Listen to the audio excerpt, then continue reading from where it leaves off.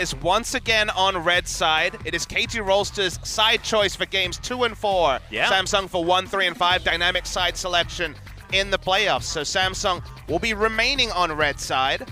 Let's see if the bans change too much. You wouldn't expect necessarily. So far they are the same from KT, but in different order. But the Malzahar will not be making it through for KT Rolster. And the Camille won't be making it through either.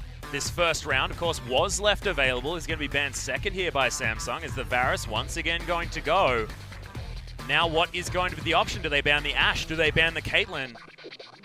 Do they ban something else entirely? I mean, it could be the Syndra this time. You'd never know from Samsung. I feel like leaving Rumble. both of them up is smart. I like the Rumble ban because Caitlyn versus Ashe is a very standard matchup, and Ruler has already shown that he can play the Caitlyn specifically. He actually hasn't played Ashe like we mentioned in game 1 throughout the course of the second round robin. The Ezreal was his pretty traditional answer to it, so expecting the Caitlyn this time to stop there not being a return to the woes of the bot lane in game 1 for Samsung.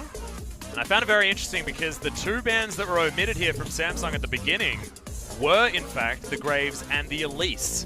And I thought that if the Elise was going to be picked up as first pick, of course, Score loving that champion, we could see another Haru versus Peanut moment where Haru just goes completely ballistic with this guy with a shotgun.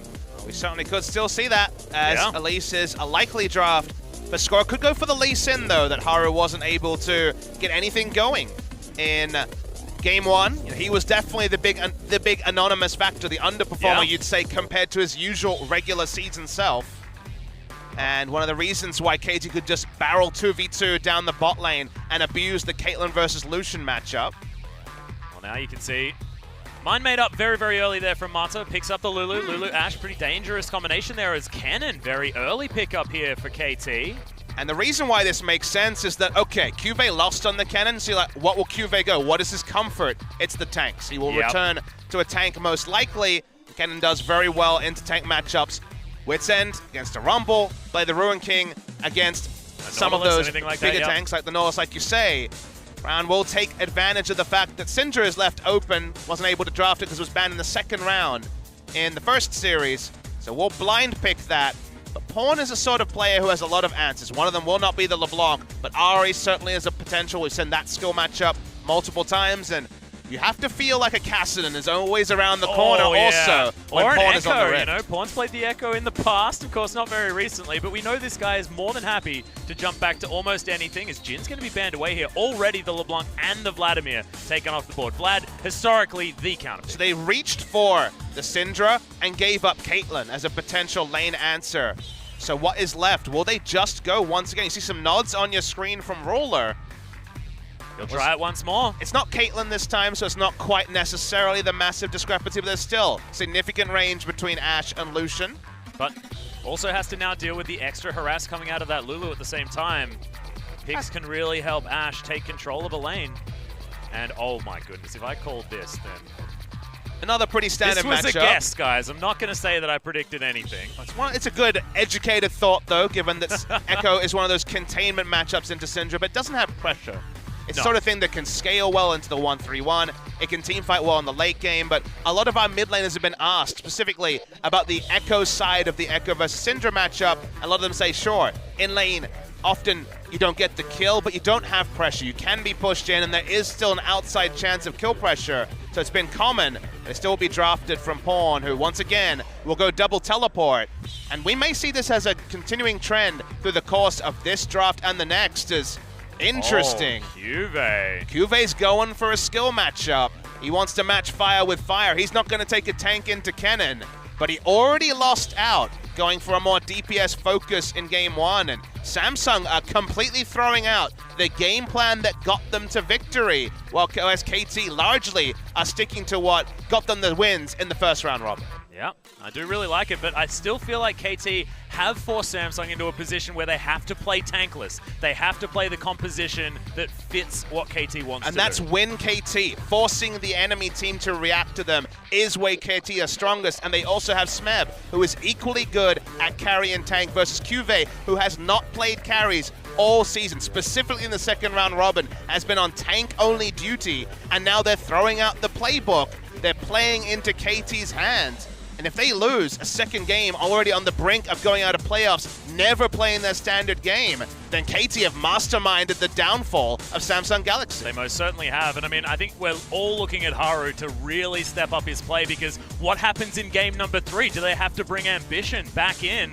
Do they need the level-headedness of such a veteran player on this squad, which would be so detrimental, because Haru has been the cornerstone of this Samsung uprising. Like, it's terrifying, but it's so exciting to see whether they are actually going to be able to come out ahead, because so much now rests on this young player's shoulders. The what-ifs are so real, Atlas, and so is the hype. Game 1 to KT in quick fashion. Game 2, right up in the air. Let's get on the Rift.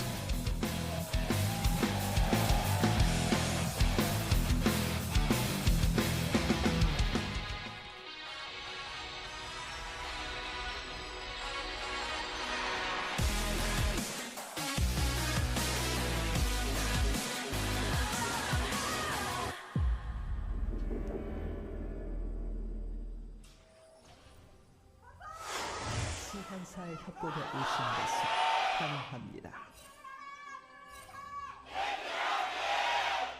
Once again, the KT fans out in force. Samsung still looking to try and get that first win on the board, make it a best-of-3 series, moving into the rest of the evening and really opening up this series. But they will have to play through exactly what KT wants to do. And my eyes are definitely on the mid lane here to see whether Pawn can make this Echo work. And Echo top has not been able to, but Echo with a heck of a lot of burst damage and the ability to withstand Syndra, especially with that ultimate, could be a different story. One of the words that you put forward in Game 1, and there were a lot of them, we did cast, but was pedigree. Yes. And the fact that KT, of course, pedigree is unquestioned. You look at Samsung, Haru in particular, his pedigree has only been developed in the regular season. So we're looking to see if he can match that form. In history, Atlas, there's been many players who were great in the regular season across many esports and haven't been able to get it done in the postseason. That is still a story to be written. I used to cast LPL. I mean, Clearlove is certainly one of those players. That is that's still to be written about Haru. We can't have a full information about that just yet. But the other kind of pedigree, the kind of fun one, and this is a tongue-in-cheek one, is between, as you say, the mid laners, Pawn and Crown.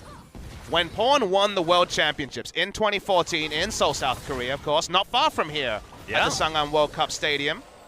They have to hold that story. CoreJJ gives up his whole health bar, basically. He'll go back and chug the biscuits. He'll be able to enter lane, but very nice early trade to Deft and Mada. And it feels once again like that Caitlyn matchup. But again, coming back to October 2014, as well, maybe we can't have a story. God, we can't go back to this story. We're going to be right now. The exhaust comes in onto Ruler. Can Def do it? Gets a flash, and that auto attack. Well, thank goodness Pix was blocked by those minions. We're talking already about how the drafting has been shaped by KT. KT are also defying questions about their 2v2, specifically Mada. When she was in the LPL last year, people talked about where are Mada's mechanics at? Does he have only those old man mechanics? Is the Mada of 2014 gone? Now we're seeing them as straight up 2v2 dumpster Samsung in Game 1 and have a lot of pressure in Game 2. And we may be watching the KT roller coaster and their path to the finals. And maybe that path is paved on sandbags, Atlas. You would know about those. Oh, Papa Smithy. That was spicy, but I don't know whether that is going to be exactly the case. 3 minutes in, we can't be talking about the pavement of sandbags just yet. Oh my goodness. I have the stories that we could talk We've got to focus right on the screen. We've got no time for stories. Yeah, I wanted to go back to your story as well, We'll but get there. Since all of that excitement... There's always time for stories. Yes. Well, we'll see whether Deft and Mata I like are going how to relinquish any of this The pressure. observer's like, we just got to watch bot lane, I guess. Too much action, we can't show anything else. Yeah. Score looking for some nice pathing around top now. Haru's not here for a counter gank. Another game where we don't see Haru doing his peanut squashing impression. Cuvée squishy, remember. Yeah, does have the acceleration game, but there's the flash from Swift. Gets the stun, gets the cocoon, and Score's going to jump in. That's first blood to the Elise, and this is why they banned it Game 1. Poetry in motion from KT. Really committing on the flash, knowing that one stun means a guaranteed cocoon as bot lane. CoreJJ, he spent the whole laning phase under 300 HP. He just needs to eat biscuits this entire game. This pressure is not stopping from the KT bottom lane, and Deft even landing that volley. We're seeing a KT we have not seen since... KT possessed. A KT possessed. A KT we have not seen since before the first telecom war where they were riding high. They had one hiccup against MVP in the first round, but otherwise looked peerless. We were already basically planning out Worlds 2017 finals. Right, we're already making the all the different assets. All right, SKT vs KT, we accept it now. And then things went away from KT, but they're coming back in a big fashion with a couple of weeks to really fine-tune themselves. First for a match against MVP, and now for a match against Samsung. KT brings new tech. Samsung are also trying to adapt, but they cannot adapt at the pace of what KT is throwing at them in the early game. And it's a completely different way of crushing this game as well. I mean, it's not using the Malzahar, it's not using the Caitlyn, as Cuve's going to get stunned again. Smeb with double Doran's Blade going so aggressive. Lightning Rush to get him further in. Misses the Q. Was going for that Duke as Haru has to go top lane. That means that he can't be stopping this Elise from power farming and from counter jungling this bottom side. Where is the Haru who always had confidence to invade? Now we're going to see that Haru. Yep, well, Smeb, of course, it's a worrying time. He does need to get the stun and does so, but the flash forward, Haru wants this. Just needs to cock that gun and is going to do so. Shoots him in the face, and actually Cuve is going to grab that kill. Nicely done to give it over to his solo laner. But it's not just one movement. You see, Score has pathed the bot lane, not looking to gank for Smeb. Instead, looking for another pre-8-minute turret. This one's going to be at 5. And this is the proactive play out of KT, whereas Samsung have to be answering the pressure of KT on that top side of the map, so they don't get a turret. They get an answering kill on a top laner. And Pawn, he's in trouble, does have that level 6, can use the ultimate, was waiting for the bait. That was so cute. You could see it in his eyes. You, of course, have that invulnerability tick as you pop the ultimate, so will not fall to the instant cast of Crown. But Crown didn't have ult himself. He only had another sphere, so I was waiting for that sphere cooldown. My eyes told trick. I saw 1 level 6, assumed 2. I'll never presume your ultimate ever again, Crown. Oh, don't assume someone's ultimate. No. That is not something. Unavailable in that scenario. Especially not in 2017. There's only one word to say after that, but I'm not going to say it, damn it. Well, Ruler trying to get some farm down here. This guy has been on welfare this entire game. I mean, think about it. The entirety of the time that bot lane turret has lived in 2 games is 13 minutes. Oh it went down 8 and then 5 minutes into a game. KT for now just going to stay bottom. Depth, I just need one item before I start roaming, guys. Calm down. I need at least Berserker Greaves. I'd love a Blade of the Ruin King too. Well, he's already got that build Water Cutlass, which really has turned into the standard build for Ashe now, building Blade of the Ruin King first, just because that item pretty silly on this patch. And we really need to focus on Haru. You know, we talked about in game 1, the fact that his early game was muted, then Score made some plays and Haru was too far behind to really react. He wasn't in position for the counter gank. We saw Score making the straight line rotation top lane as Haru was pathing from base, wasn't able to stop the first blood coming through for KT Rolston while he's now invading.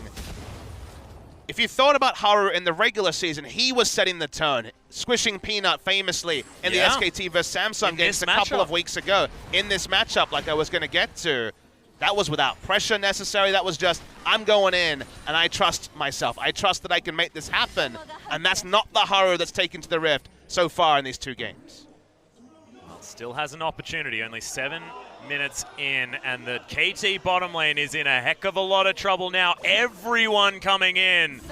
As Mata doesn't have the ultimate, Deft does. He flashes, looks for the arrow, just whiffs it all the way through, and he is going to die. Oh my god, picks up the 1-for-1!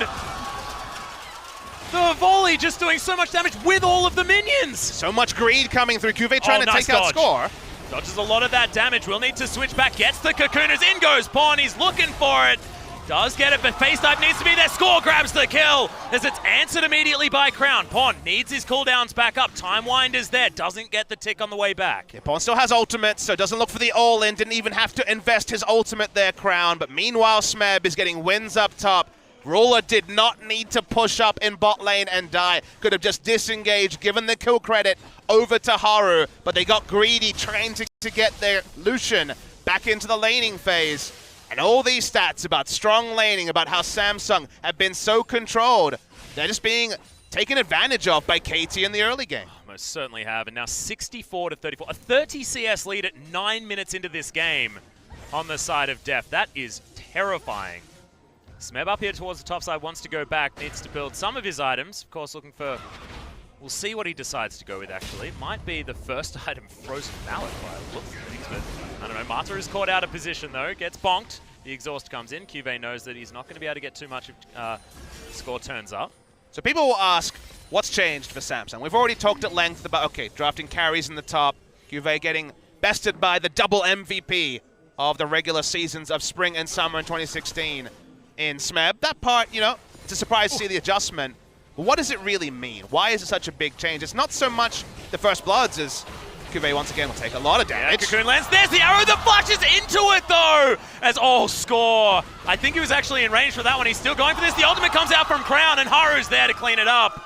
And that was a bit of a KT play there at a score, just desperate for that kill. But hey, if you know that there's going to be a few lapses of judgments, why not build up massive gold leads and make those single misplays, solo missions in a lot of the cases, trivial? And that's what KT's been able to do. So very obvious shake of the finger to score, going far too crazy. Could have just run off, but certainly not going to change the tide of the game. But just once again to finish this point, what Samsung has done is they've always had Cuvée on a tank who can leave lane, who can lose lane, or at least fall behind in CS, then roam with their jungler to ensure Haru gets ahead. And when Cuvée is focused on laning phase, he can't actually help out Haru, who hasn't been looking to invade, who has largely been a very defensive jungler. And their whole strategy, the cornerstone of their strategy of a rigid tank in top, allowing the fighter junglers like the Graves to pop off for Samsung, is gone, and that's why suddenly it's not the Samsung Galaxy we forecast we'd see on the Rift. Yeah.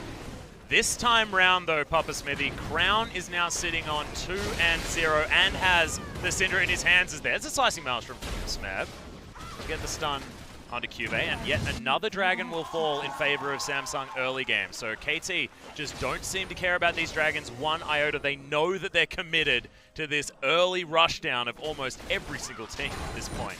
Mountain Drake's not going to be a big factor if Cuvée can't pick up farm. If Pawn is being focused on the bot lane but can just wave clear, then he's doing just fine. Diving an Echo is often an exercise in frustration, but they're going to try.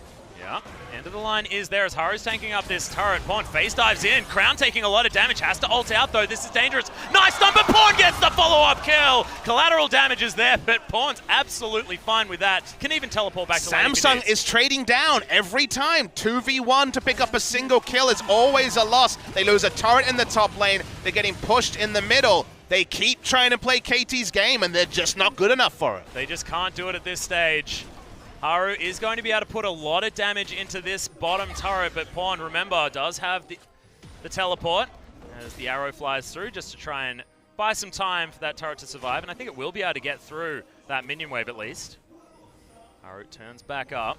Drum's Fist already taken for Kennen, who you might think, okay, it's either Blade or Wit's End to start, but it might actually be the Frozen Mallet. Yeah, he's sitting on that recurve bow, but we'll see what it does turn into as Pawn. He's looking for Haru. We'll see whether that stun comes down. Oh, good flash gets him out of the way. But Pawn, he's so sticky on this Echo. Just needs another phase dive, and Mata gets in here, but everyone's turned up. Pawn has to be so careful. Doesn't have the ultimate to get himself back. And Haru lives through that one, but everyone needed to come and help him. Cuvée able to stay top lane, though. Crucially didn't have to teleport. He's the one who's fallen the biggest margin behind, 33 CS, and Smeb is a level above him as well. Yeah. Oh, there's the slicing maelstrom one more time. We'll get the stun very, very quickly as Cuvé's going to die. All too easy for Smeb, and you can see those Ninja Tabi doing so much work for him in this Jace matchup. I mean, Cuvée looks lost, honestly, at how to play these carry matchups, and these were the matchups that actually made the difference against a different KT Rolster lineup back in Regions, when he could play AP Kennen, when he tried the carries after a season of tanks. But Cuvée has not been outstanding this season. Actually did not pick up a single MVP in the entirety of Samsung's very strong run to second. They've only relied on him to make good teleport plays, which he largely has, but they suddenly unshackle him in many ways, but end up shackling themselves because they are not set up to mask Cuvé's deficiencies in the laning phase against Smeb, also his disrespect of the jungle when he's playing a very squishy champ. Yeah, the eggs have always gone into either the Haru or the Crown baskets, even Ruler popping off on things like the Ezreal, but with this KT draft phase, they haven't let Ruler get any of the champions that he's known for. Yeah, they've been really focused on the mismatches in bot lane, and Samsung were dogged in once again investing in Crown. Remember, they could have taken Caitlyn and then dealt with the fact that sadly Crown wouldn't get his priority Syndra pick, would have been banned out in the second round. Instead, they rise for Crown. They get Crown as champion, and to his credit, has 2 kills. Hell, even Haru, their duo carries of jungle and mid lane, both have 2 kills. But everyone else is on life support on the side of Samsung, and Yeah. on balance, that's a losing strategy. Certainly is. Well, we'll see what the adjustment is going to be here from Samsung. Crown now with a lot more that he can offer to this team, but Rift Herald is going to go down.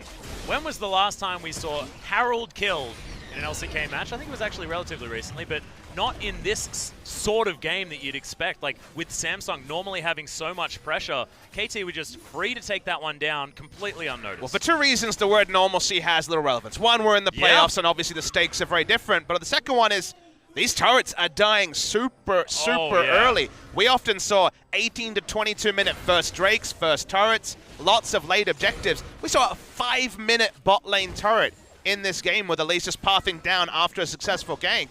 And it just means that there was so much space to take an uncontested Rift Herald for KT. They give it to a range champion, not even the highest value onto the cannon, but any tool to help the dueling that was already going the way of Smeb is great for KT. Oh, yes.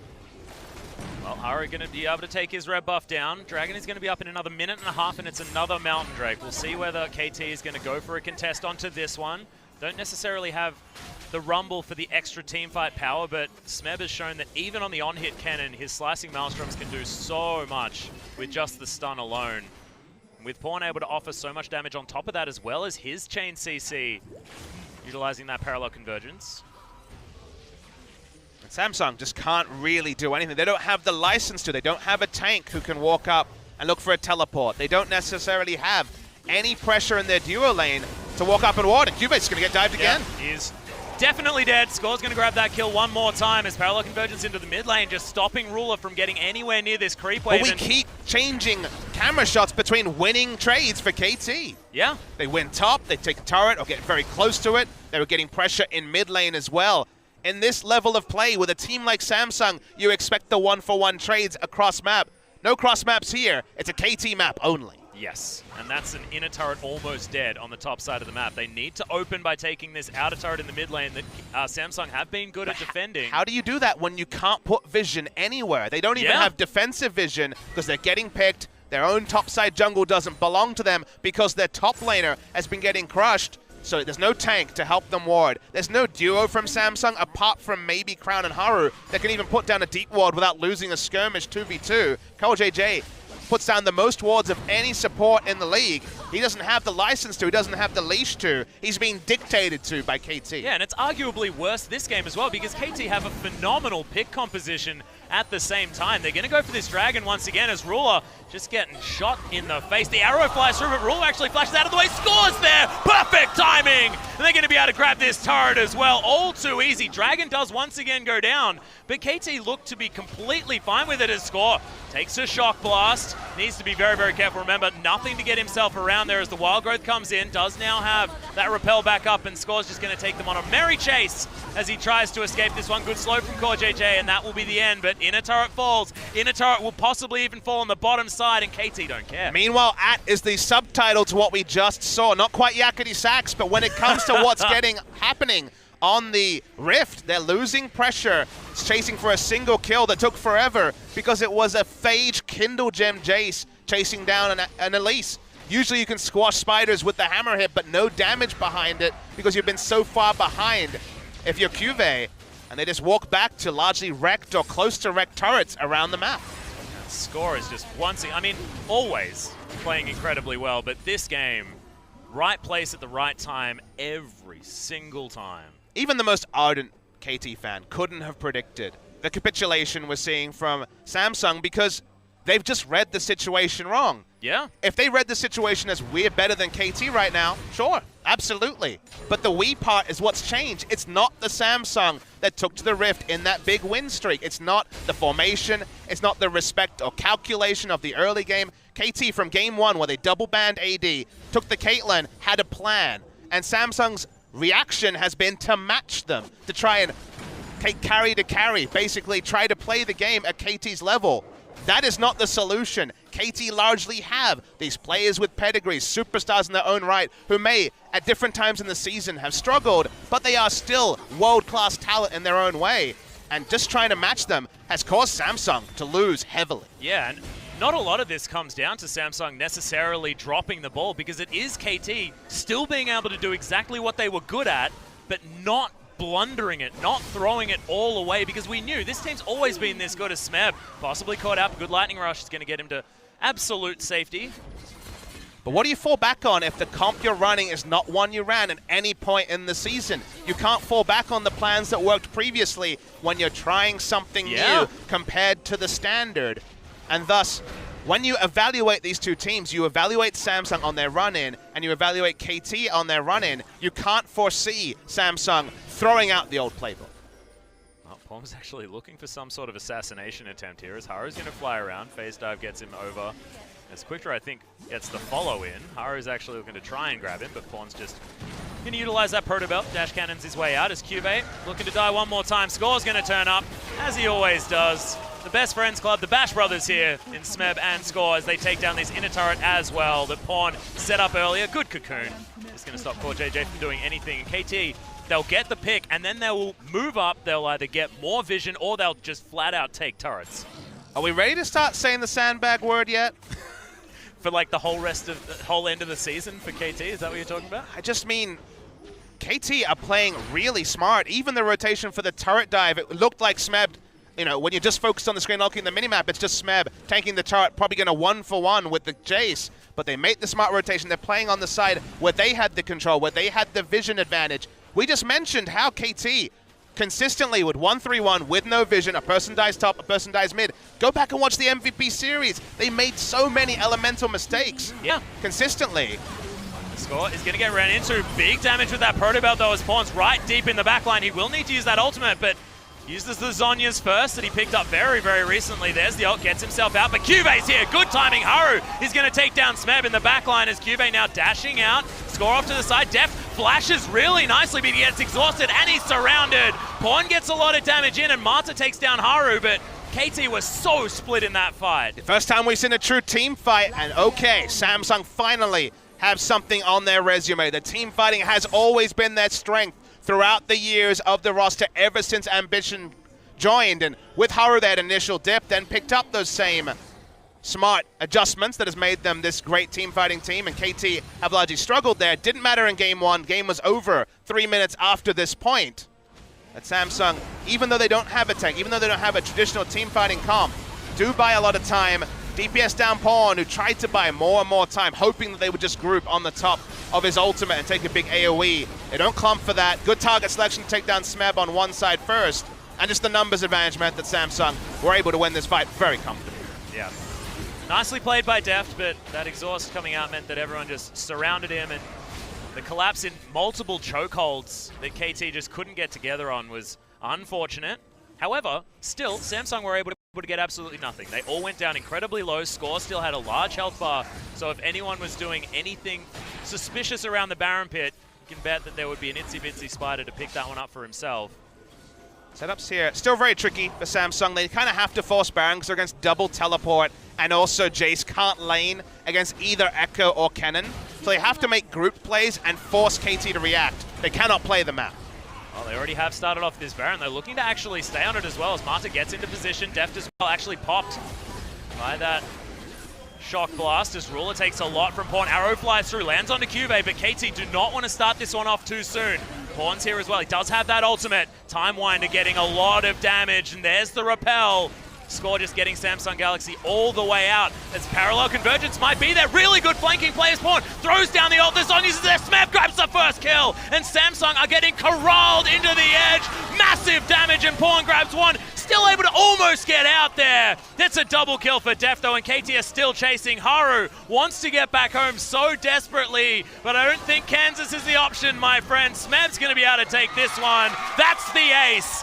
And KT just turn it all the way back around. Ace for Samsung. You know why they made the play. Already mentioned they can't play the 3 lanes. It's desperation. So you force the Baron. You've got double Mountain Drake. All those parts make sense. But then you see the team comp. They stay so long on the Baron, but by the time that they peel off, Juve can't be a frontliners. Mata decides he doesn't want a Baron buff. That was for the crowd. You can hear them in the background. They're pretty excited about the this the could death. be interesting. This could most certainly be a problem, but just dodges out of the way, but the Smite's not going to be in the pit. He is going to be able to get it. Cuve's going to die. They even invested the teleport just to make sure. But when you see the replay, you'll see why Samsung made the right call with the wrong comp, because they're pulling off Baron, and again, we have to talk about they're not pulling off Baron with a frontline tank who can peer, who can allow them to, say, initiate on one side and not get flanked by Pawn. But because they're all damage dealers, because there's no frontline, this sort of staying on Baron, they overstay on Baron. When you have a Jace comp, you rush down the Baron and you peel the moment anyone even threatens to come in your area code. If you stay this long and you don't have someone like a Maokai, someone like a Nautilus to turn, you're all lambs to the slaughter, as Haru was the last to find out. Yep.